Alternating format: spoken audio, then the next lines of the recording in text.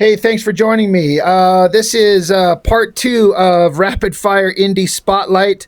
I'm doing a couple of books that I've been given copies of, and I've already spotlighted their work once before, but I just and both of these guys, the previous books, the Sundays in Space from Dan Goodwin, he and the fellas who sent me this stuff. I told them, I said, I promise I'll get a video up on them eventually. And they're like, we're not sending them to you like expecting a video. They both said this. They said that they're going to just send it to me just so I can enjoy them. And that is fantastic. That is awesome. But by God, the least I could do is show this and spotlight this and put some eyes on it. Though I have to say, in the case of the fellas from Genuine Comics Presents, I don't think they need my support. I mean, mutual support, rising tides raises all ships, right? We all know that kind of concept. Supporting each other, backing each other up. But these guys and their books and their kind of presence far outweighs mine. As far as it seems to me, like these guys, if they shouted me out, and I'm not asking, I don't want to make this sound like I'm implying something, but I'm like, they could shout me out and that would probably benefit me more than me showing their comics on my channel and maybe that benefiting them. These guys have got kind of like a running comic that's so professionally made, so well drawn. I do believe they just, as of this recording, within the last week or two, completed a crowdfunder that was pretty successful for them. I mean, it's not like they're making $700,000 or anything like that, but it seems like they hit their goal pretty good, so they could keep making comics and keep putting them out. So I have spotlighted before on the previous channel, or the previous video that I did of this. I think I did the first two issues and they sent me, so I got 1 and 2 and then I think 3 or 4 of the new ones.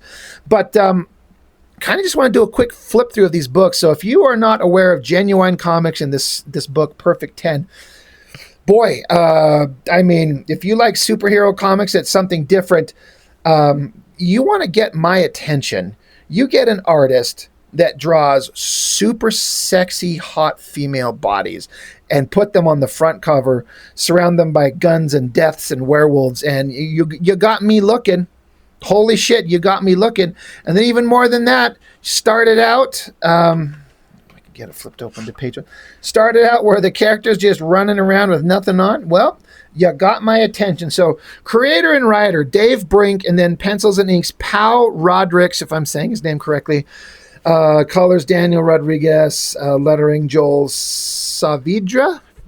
Again, I have already gone through this first book and the second one on a previous video.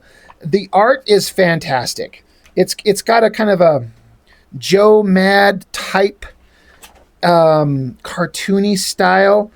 And the coloring's great, the lettering's great. Like, these guys are making professional level comics. Like, there's no doubt, there's no question.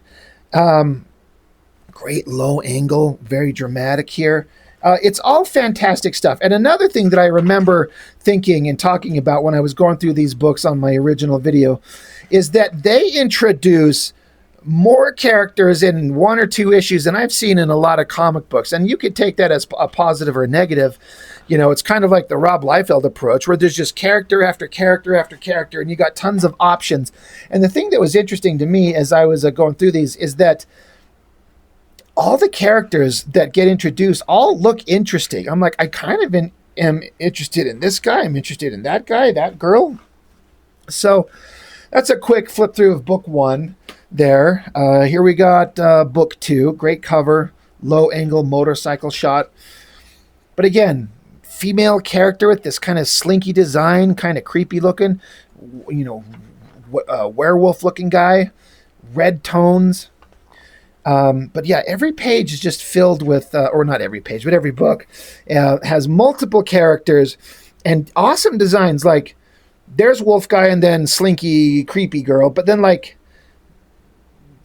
the premier chick here, this kind of elaborate costume, and all these other characters in the background. Like, these designs are fantastic.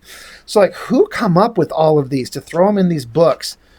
And then again, here's another group of characters. All, there's Slinky Girl, but then various monsters and super powered guys. Just design after design after design, and then none of them look like they were slopped together at the last minute. Just create a girl and put horns on her, and then we'll throw her in there, and then she'll get killed. It's like every character feels like it was designed with purpose and intent, and it's interesting. It would be visually fun to draw.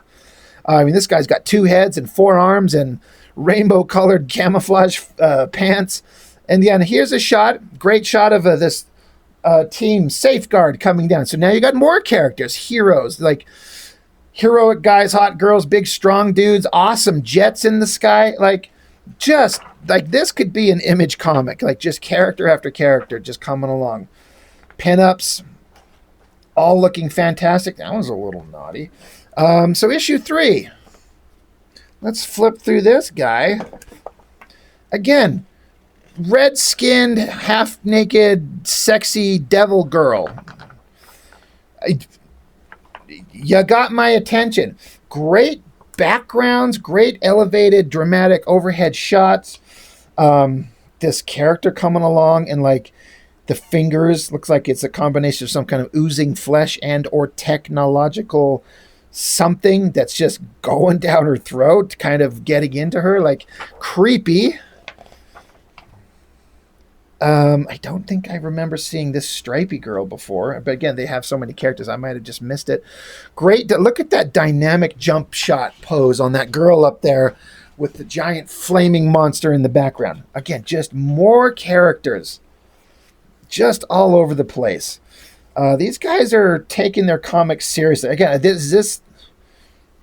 I've seen double-faced four-armed guy, but like fat thing and whatever scrawny guy there, are they new?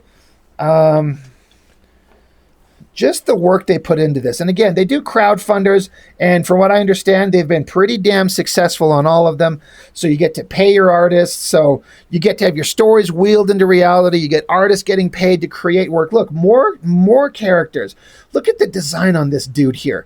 In this overhead shot, looking down at a tilted angle, like this artist, it's Pal Rodrigues. This is the guy that I look at and I'm like, boy, I gotta work harder on my own shit. This guy's like hardcore professional talent guy. I'd say like maybe he should try to go get a job with one of the big companies, but I don't know that that's even like the best case scenario anymore, when you could kind of just find people, like if you're a dedicated artist and you can find the momentum from a crowdfunder to just pay yourselves, why go work for Marvel or DC? You know, maybe you could get your book picked up at Image Comics and maybe help get a wider audience eyes on it. Is that an option? Maybe. I don't know. But again, I'm not suggesting that these guys need to do anything different. Like I said, these guys are successful and making their stuff happen. Great city shot. You know, buildings in the distance, fire engines and cop cars and normal humans and superheroic characters. Look at that shot. Look at the buildings, the composition of the big face up front, and then the floating dramatic girl there, and great buildings. Look at that double page spread. I love how this girl's over here, like kind of like this evil, ominous threat. But she's not centralized, and it doesn't need to be. This destruction going on in the background. Like, this artist that they got is just first rate. Love that jump shot right there, the big monster guy coming up to punch. Very powerful. Not powerful enough.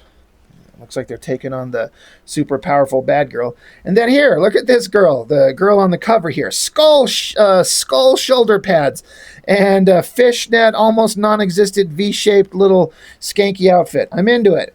Beating the shit out of people. Gosh. Look at these action pages. The perspectives, up high, down low. It's always moving, always flowing. The coloring is complementing everything just great. Good Lord. And then look at this. You know, the color palette changes to put you in a different time, a different place, different characters. Love the ghostly kind of color effect coming off the hands there. So cool. I mean, if I had to give any kind of critique, and there's no need for me to critique. There is a lot of dialogue. There is a lot of talking. That is a lot of words in one panel. But sometimes you have to say, your characters have to say what they have to say to get the story out there. I mean, look, that's a lot of words on a page, but it seems like it's working for them. Look at this last shot, the girl with her ass beat, the girl coming up behind her with the giant bladed weapon, like kill her before she regenerates, leaving you on, I'm presuming, a cliffhanger. No, it actually keeps going. That would have been a hell of a cliffhanger shot right there. That would have been the end of the book. Like, oh shit, is she going to die? I mean, probably not. But no, it actually gets to keep going. Great superhero shot. Love that girl's hair flowing there. And then another giant, dynamic, explosive double page spread with hot girl with giant demon tits in your face, giant shiny metal ass with little metal thong going on. Gosh. I wonder if this guy draws digitally. I would guess so. It seems like so many artists work digitally these days. Ending with a giant boot to the face on that guy.